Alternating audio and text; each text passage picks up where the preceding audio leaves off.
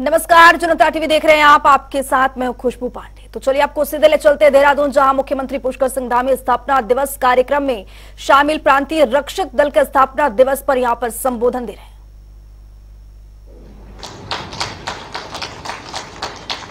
आपकी परेड बहुत ही शानदार थी।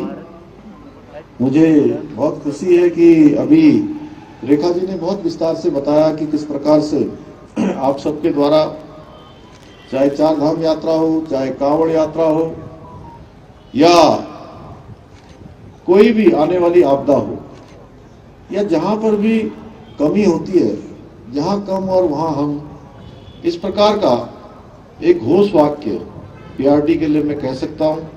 और मैंने पिछले दिनों सिलक्यारा कर्नल रेस्क्यू के दौरान भी अपने पीआरडी जवानों की वहां पर उपस्थिति देखी, और आप सब स्वयंसेवक अपनी निरंतर सेवा समर्पण भाव से समाज में एक सकारात्मक जो परिवर्तन लाना है, उत्तराखंड को आगे बढ़ाना है, और अनेकों क्षेत्रों में जो हमारी आज एक इमेज बन रही है, उस इमेज में आप सबका भी बहुत बड़ा योगदान है।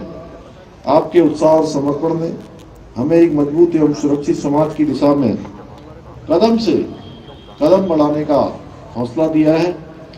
भाइयों बहनों, प्रांतीय रक्षक दल के माध्यम से की जा रही सेवाएं, सामाजिक सुरक्षा कार्य, आपदा प्रबंधन, यातायात व्यवस्था, आपकी सहायता निश्चित रूप से जहां पूरे समाज को, हमारी सरकार को और आने वाले लोगों को दी जा रही है, वह अनुकरणीय है।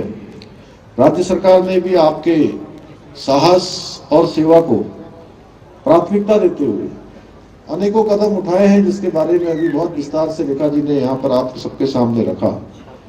पीआरडी स्वयंसेवकों के जो हमारे मृतक आश्रित है, उनके पंजीकरण का शासनादेश होना, जारी होना, इसमें एक महत्वपूर्ण कदम है। अभी तक 116 मृतक आश्रितों को पंजीकृत किया गया है। इनमें से 70 मृतकों के आश्रितों को रोजगार प्रदान किया गया है, जिसमें 25 हमारी बहनें हैं, महिलाएं हैं। हमारी सरकार ने आप सभी की पारिवारिक सुरक्षा और संरक्षण हेतु भी कदम उठाया है। इसके अलावा प्रांतीय रक्षक दल कल्याण कोष संशोधित नियमावली अगस्त 2023 में प्रख्यापित कर दी गई है, जिसमें आर्थिक सहायता की धनराशि में वृद्धि करते हुए सांप्रदायिक दंगों के दौरान ड्यूटी पर मृत्यु की दशा में 1 लाख की धनराशि को बढ़ाकर 2 लाख किया गया है। इसके साथ ही अति संवेदनशील ड्यूटी में मृत्यु की दशा में देय जो 75,000 की राशि को बढ़ाकर 1.5 लाख रुपया किया गया है। सामान्य ड्यूटी के दौरान मृत्यु की दशा में 50,000 रुपये से बढ़ाकर इसे भी 1 लाख किया गया है। पूर्व में सांप्रदायिक दंगों और अति संवेदनशील ड्यूटी के दौरान होने वाली दुर्घटनाओं में जो लोग अपनी जान गंवा देते थे, उनके अंतिम संस्कार के लिए भी कोई व्यवस्था नहीं थी, लेकिन अब राज्य सरकार ने इस समस्या का सामना करने के लिए एक नया निर्णय लिया है और वर्तमान नियमावली में इसका भी प्रावधान कर दिया है। 10,000 रुपये की धनराशि भी इसमें प्रावधानित हो गई है।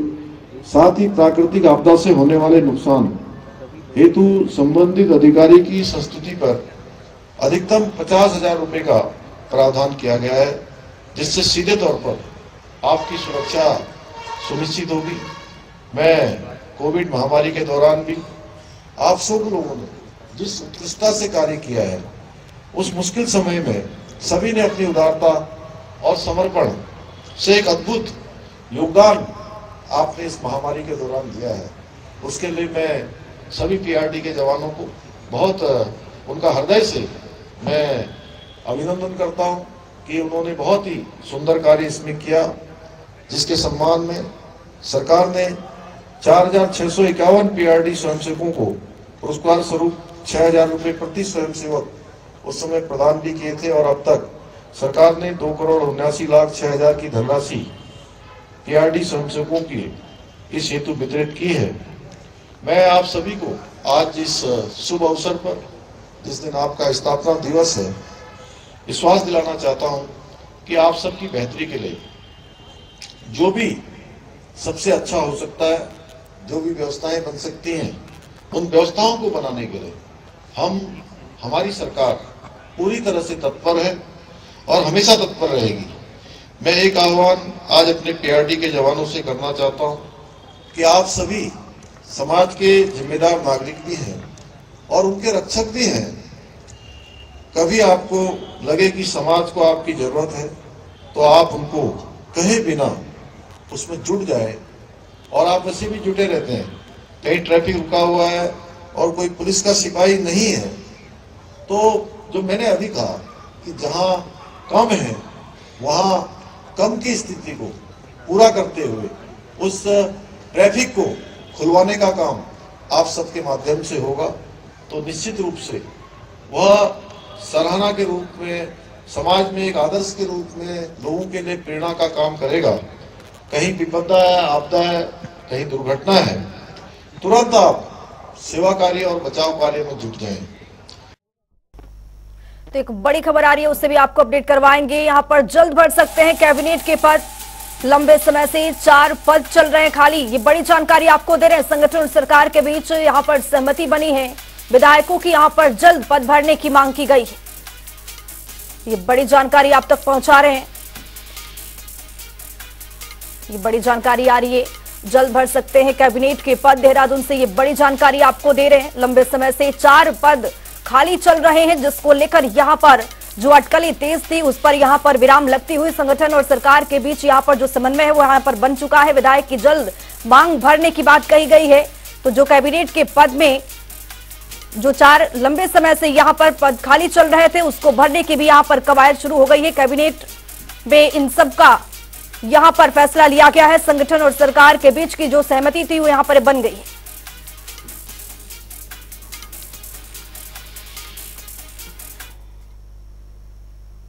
उत्तराखंड के मुख्यमंत्री पुष्कर सिंह धामी ने रविवार को एफआरआई में सूचना एवं लोक संपर्क विभाग के पुस्तिका सशक्त नेतृत्व समृद्ध उत्तराखंड का विमोचन किया। इस दौरान सीएम धामी ने कहा कि विकास पुस्तिका राज्य सरकार की संचालित योजना नीतियों को जन जन तक पहुंचाने का माध्यम होती है। उन्होंने कहा कि सूचना तकनीकी के इस दौर में विकास पुस्तिकाओं का ई बुक के रूप में भी प्रस्तुत करें। वहीं धामी देहरादून में आयोजित वैश्विक निवेशक सम्मेलन की सफलता को लेकर बोले कि इसमें प्रधानमंत्री नरेंद्र मोदी की प्रेरणा रही।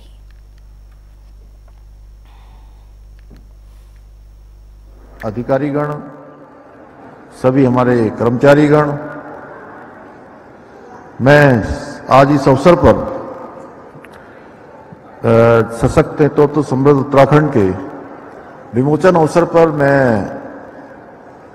सभी विभाग के अधिकारियों को, कर्मचारियों को बहुत शुभकामनाएं देता हूं, बहुत बधाई देता हूं कि इस पुस्तिका का यहां पर आज विमोचन हुआ है। और निश्चित रूप से इसके माध्यम से सरकार की जो जन कल्याणकारी नीतियां हैं, उन जन कल्याणकारी नीतियों को जन जन तक ले जाया जाएगा, उनका प्रचार प्रसार किया जाएगा। निश्चित रूप से जो सरकार की बातें हैं वो जन जन तक पहुंचेंगी और आशा है कि विभाग के इस प्रकार के प्रयासों से जो हमारी सरकार की योजनाएं हैं, लाभार्थियों के कल्याण की योजनाओं की उनको जानकारी मिलेगी। जो इसका लाभ लेने वाले हैं उसका और बेहतर कैसे लाभ ले सकते हैं, इस पुस्तिका के माध्यम से उनको इस दिशा में भी कहीं न कहीं सहायता प्राप्त होगी।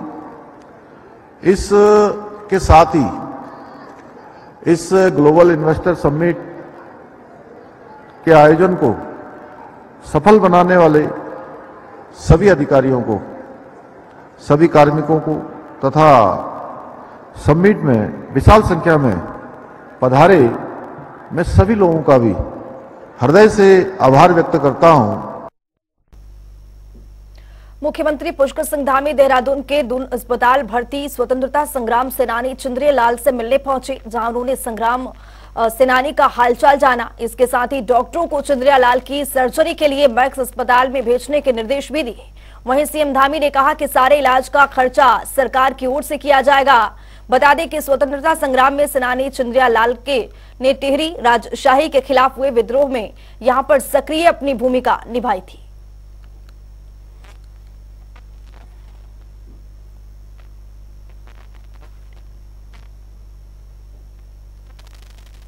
कांग्रेस के राज्यसभा सांसद धीरज साहू के ठिकानों पर छापेमारी में बेहिसाब नकदी बरामद हुई है। धीरज साहू की काली कमाई की तस्वीरों और वीडियो सोशल मीडिया पर वायरल हो रहे हैं। वहीं अब इस मामले को लेकर सियासत भी तेज हो गई है। भाजपा ने धीरज साहू को लेकर कांग्रेस की घेराबंदी शुरू कर दी है, तो बीजेपी के केंद्रीय रक्षा राज्य मंत्री अजय भट्ट और प्रदेशाध्यक्ष महेंद्र भट्ट ने इसी कड़ी में कांग्रेस पर हमला बोला है और मंत्री अजय भट्ट को कहा है कि 2014 से पहले कांग्रेस लगातार घोटालों में संलिप्त रही है। अजय भट्ट ने कहा कि इस पर मामले पर सोनिया गांधी और राहुल गांधी चुप आखिर क्यों हैं। तो वहीं प्रदेशाध्यक्ष महेंद्र भट्ट ने कांग्रेस को इंडियन नेशनल करप्ट पार्टी बताया है।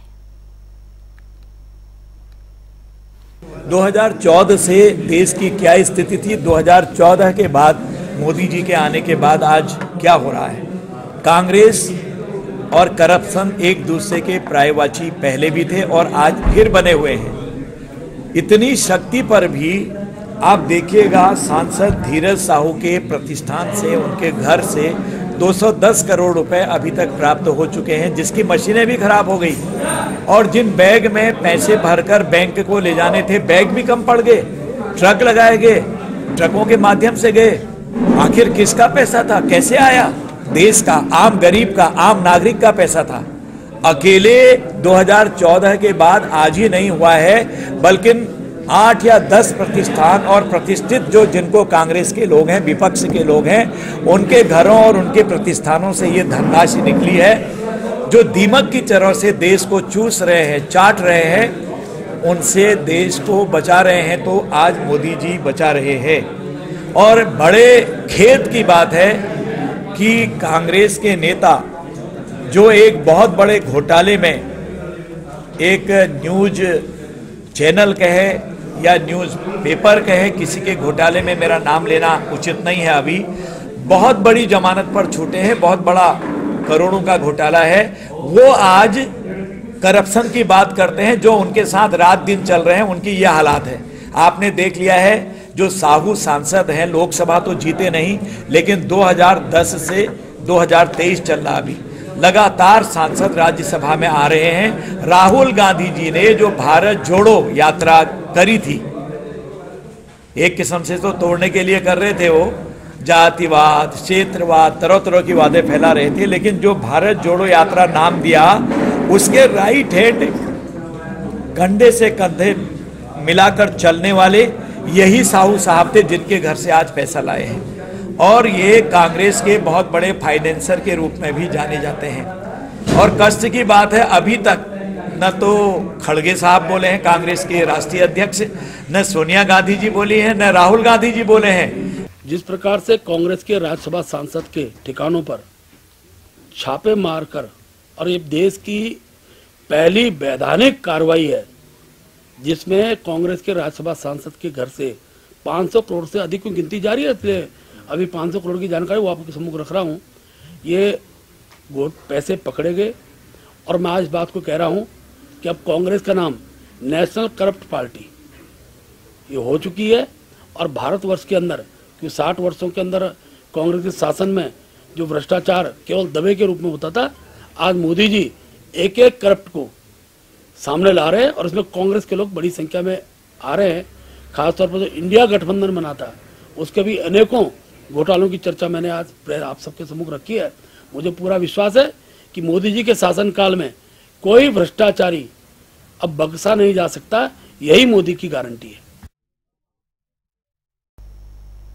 एक और बड़ी जानकारी आ रही है, उससे भी आपको अपडेट करवाएंगे। बीजेपी ने मिशन 2024 यहां पर तेज कर दिया है, ये बड़ी जानकारी आपको दे रहे हैं। आज दून में एससी का सम्मेलन होने वाला है। गढ़वाल संभाग में एससी का सम्मेलन होगा। मुख्यमंत्री पुष्कर सिंह धामी यहां पर शामिल होंगे, ये बड़ी जानकारी। 16 दिसंबर से कुमाऊं में सम्मेलन, कुमाऊं में सिख समुदाय का सम्मेलन होने वाला है, जिसमें मुख्यमंत्री पुष्कर सिंह धामी यहां पर शिरकत करते हुए नजर आएंगे। देहरादून से ये बड़ी जानकारी आप तक पहुंचा रहे हैं।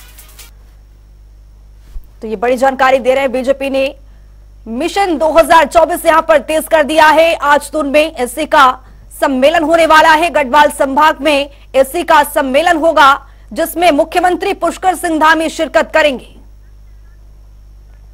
तो हमारे साथ हमारे सहयोगी देहरादून से यशराज आनंद जुड़ चुके हैं। यशराज, यहां पर जो सम्मेलन होने वाला है, मुख्यमंत्री शिरकत करने वाले हैं, क्या कुछ जानकारी निकल करके सामने आ रही है? बिल्कुल यहाँ पर सम्मेलन किया जाना है 2024 के लोकसभा चुनाव को देखते हुए। यहाँ पर मुख्यमंत्री पुष्कर सिंह धामी भी शिरकत करेंगे और इसमें इस मिशन में 2024 के इस मिशन में अनेक मुद्दे रखे गए हैं जो बीजेपी के द्वारा कुछ मुद्दे रखे गए हैं जिन पर काम किया जा रहा है। बीजेपी में स्पष्ट रूप से कहा गया है कि संगठन को विकसित करने के लिए, मजबूत करने के लिए भी काम किया जाएगा और साथ ही साथ बीजेपी में स्पष्ट रूप से यह किया जा रहा है कि सभी जाति धर्म के लोगों को एक साथ लिया जाएगा। यहीं पर सिख सम्मेलन का भी आयोजन किया जाना है और साथ ही साथ SC/ST के तमाम संगठनों को यहाँ पर किया जाएगा, जहाँ पर सभी लोगों को एक छाता के नीचे लाने का प्रयास किया जाएगा। बीजेपी इस बार जो काम कर रही है वो मिशन 2024 के तहत काम कर रही है, जो लोकसभा चुनाव होने वाला है। वही इस मिशन के तहत लगातार जो है बीजेपी के प्रदेश अध्यक्ष और बीजेपी के तमाम कार्यकर्ता और संगठन के लोग जुट चुके हैं और 2024 में दिलाने के लिए बीजेपी को फिर से बहुमत के साथ जुटे हैं। इसी को लेकर लगातार तमाम संगठन, तमाम बीजेपी के, चाहे विद्यार्थी परिषद की बात की जाए, चाहे संगठन की बात की जाए, तमाम संगठन लगातार कोशिश किया है इस तरीके से बीजेपी को 5 लोकसभा सीटों पर पूर्ण बहुमत के साथ विजय दिया है। और SC का सम्मेलन कितना खास रहने वाला है और मुख्यमंत्री पुष्कर सिंह धामी कब पहुंचेंगे, क्या कुछ जानकारी मिल रही है आपको? जी बिल्कुल, ये सम्मेलन बहुत खास रहने वाला है क्योंकि यहाँ पर मुख्यमंत्री पुष्कर सिंह धामी भी शिरकत करेंगे और इस शिरकत के बाद 1:30 बजे के आसपास वहां पर वो पहुंच करके कार्यक्रम की शुरुआत होगी और साथ ही साथ इस कार्यक्रम के बाद लगातार मूवमेंट भी होते रहेगा। बीजेपी स्पष्ट रूप से कहना है कि जितने भी समुदाय हैं सभी को एक छाता के नीचे लाना है, यानी कि SC/ST हो, चाहे सिख समुदाय हो, चाहे बौद्ध हो, चाहे यहाँ पर नेपाल के रहने वाले लोग हों, जो यहाँ के वासी हों, जिनका वोटर ID यहाँ पर हो, सभी को यहाँ के वासिंदे हैं, सभी को एक छाता के नीचे। और यह बताया जाएगा कि आखिर क्यों बीजेपी को लाना उत्तराखंड में, प्रदेश में जरूरी है, क्योंकि डबल इंजन की सरकार है।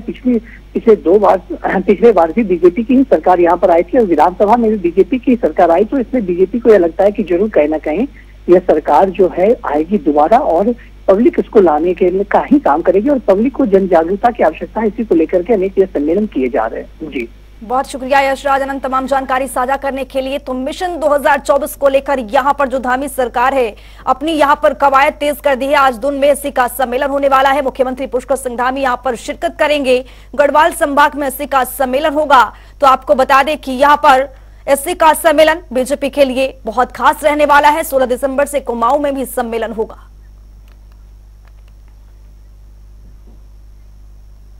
वहीं दूसरी ओर कांग्रेस लगातार अपना बचाव कर रही है। इसी कड़ी में कांग्रेस के मुख्य प्रवक्ता गरिमा मेहरा दसौनी ने भाजपा प्रदेश अध्यक्ष महेंद्र भट्ट की टिप्पणी पर पलटवार किया है। गरिमा दसौनी ने कहा है कि भाजपा को आश्वासन देना चाहिए कि यदि साहू कल उनकी पार्टी में शामिल होते हैं तो उन्हें क्लीन चिट नहीं दी जाएगी। उन्होंने कहा कि नकदी पाया गया है तो यहाँ पर साहू का निजी मामला है, ये जांच का विषय है।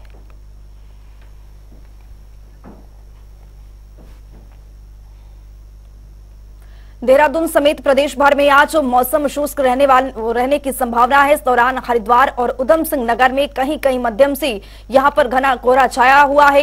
इसका येलो अलर्ट भी यहां पर जारी किया गया है। साथ ही पहाड़ों में कहीं कहीं बर्फबारी पड़ने की संभावना है। न्यूनतम तापमान में 1 से 2 डिग्री सेल्सियस की कमी आने के साथ सुबह शाम कड़ाके की यहां पर ठंड झेलनी पड़ सकती है।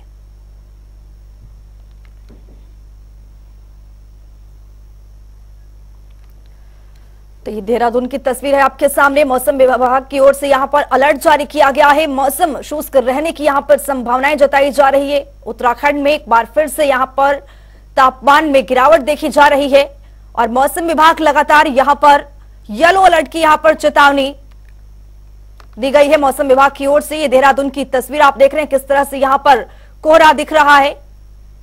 और आपको बता दें कि उत्तराखंड में इस कोहरे की वजह से तापमान में भारी गिरावट भी दर्ज की जा सकती है।